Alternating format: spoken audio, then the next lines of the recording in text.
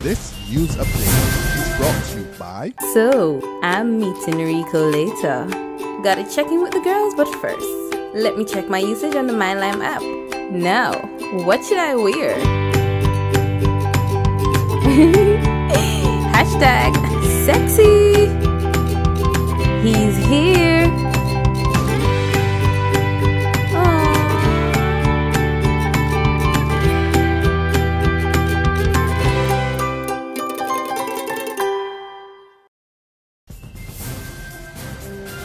It's Thursday, March the 5th, 2015, and this is your Barbados Today morning news update. I'm Emmanuel Joseph. Good morning. We begin with news that a member of a government-appointed committee set up 14 years ago to deal specifically with the issue of race relations in Barbados has warned that racism remains a serious problem in the country, and he is putting the blame squarely on the shoulders of the authorities for failing to act on the committee's recommendations. In an interview with Barbados Today, Bishop Jerry Seal, a member of the 2001 National Committee on Reconciliation, further warned that until all ethnic groups talk to rather than at each other, the already deep-seated prejudices and stereotypes would only worsen.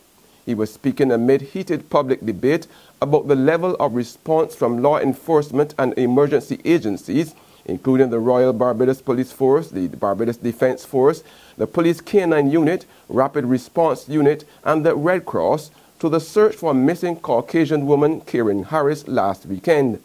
The Rowans Park St. George resident was found about 24 hours later, but a race discussion has ensued, with many Barbadians suggesting that had the missing person been black, the effort would not have been as intense, neither would it have attracted the level of participation that it did. However, Bishop Seal, who is also a member of the National Reparations Task Force, suggested that the debate may be out of perspective, saying that he regretted that nothing had come of the recommendations submitted by the National Committee on Reconciliation. Seal said the underlying issues that promote racial disparities continue to fester, while the measures that could have been implemented to assist go unheeded. I was extremely disappointed that it took well over a year after the committee submitted its report for the report to be laid in Parliament, and once laid in Parliament, that was the end of that. None of the recommendations saw the light of day, as far as I know. None were ever, there was no serious discussion on implementation. And so the underlying issues remain in the society. And until we are courageous enough to say, let us have this conversation with each other. Let's have the shouting. If it got to start with shouting, well, then let's start with shouting, and then let's move to the place where we can talk with each other, begin to understand each other's points of view. Embattled Christchurch West Member of Parliament Dr. Maria Agard has broken her silence and has strongly defended her stewardship in the southern constituency amidst persistent reports of serious discontent in the opposition Barbados Labour Party stronghold. Dr. Agard told Barbados Today that her work in the constituency, where she won by over 500 votes in the last general election, has been extensive.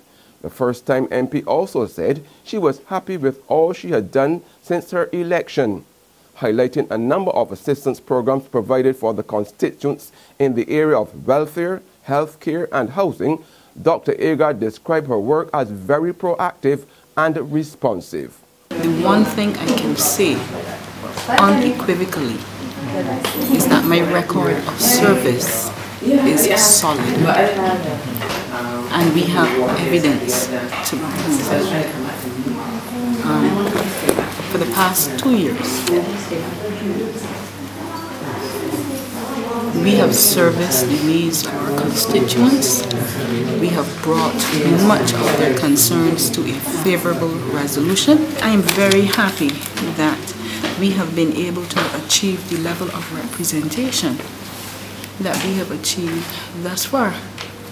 I think that people need to understand that opposition representation differs from representation when the MP is a government minister or even on the government side.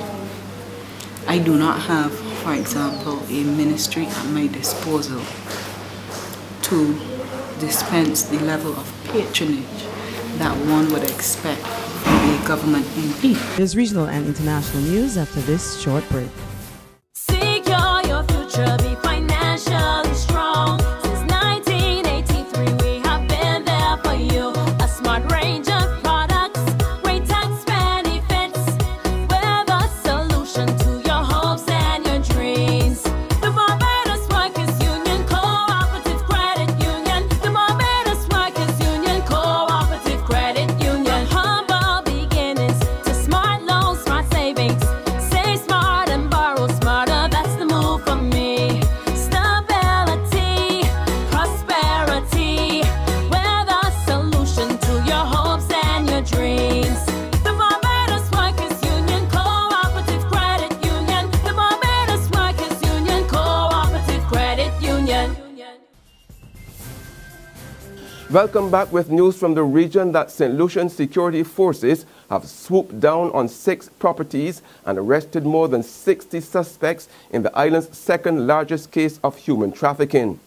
The case involved foreign nationals comprising victims and suspected perpetrators who were identified following a recent sting operation at the properties in the north of the island. Deputy Commissioner of Police Francis Henry says despite the apparent delay in the detection efforts, the execution of this latest matter was satisfactory. This incident, if you want to refer to it as being, in spite of our vigilance, that it fell in the cracks, I would say I don't agree with you that even though it appears that way, but we were able to deal with it with immediacy. Last week, several foreign nationals, predominantly Nepalese and Thai people, claim to have been duped by an internet scam which they say is linked to a locally based academic institution. The purported students said they spent upwards of US $10,000 in airfare and registration fees. Rumors on social media went viral about the alleged involvement and apprehension of the ex-wife of a former politician.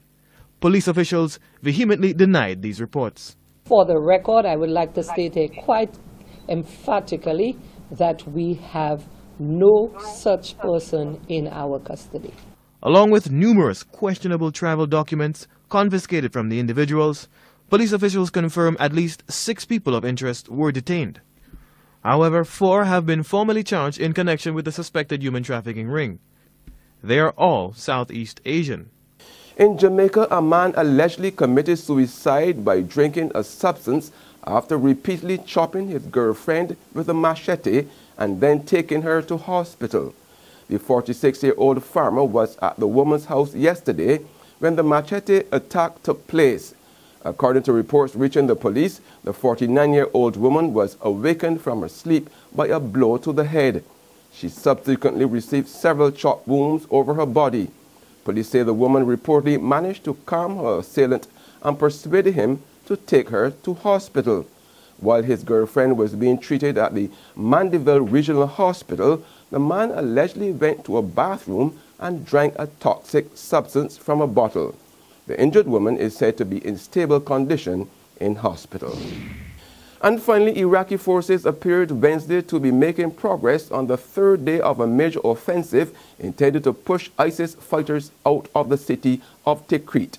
The Iraqi soldiers are reportedly approaching the city from 5 directions as they seek to prevent ISIS militants from either escaping from Tikrit or sending in reinforcements to bolster its defense. The operation is part of a wide-scale offensive to retake Tikrit and Salahuddin province, ordered by the Iraqi Prime Minister on Sunday. And that's our Barbados Today morning news update, but you can join us again this afternoon. Until then, remember to log on to www.barbadostoday.bb, subscribe to our e-paper and email updates, or like us on Facebook. You can also catch us on Izumi Media in bus terminals or screenplay at supermarkets and gas stations near you. Also tune into Channel 101 on Lime TV and Mix 96.9 FM to get all the latest news and sports. I'm Emmanuel Joseph. Have a fantastic day. This news update is brought to you by... So, I'm meeting Rico later. Gotta check in with the girls, but first, let me check my usage on the MyLime app. Now, what should I wear? Hashtag sexy.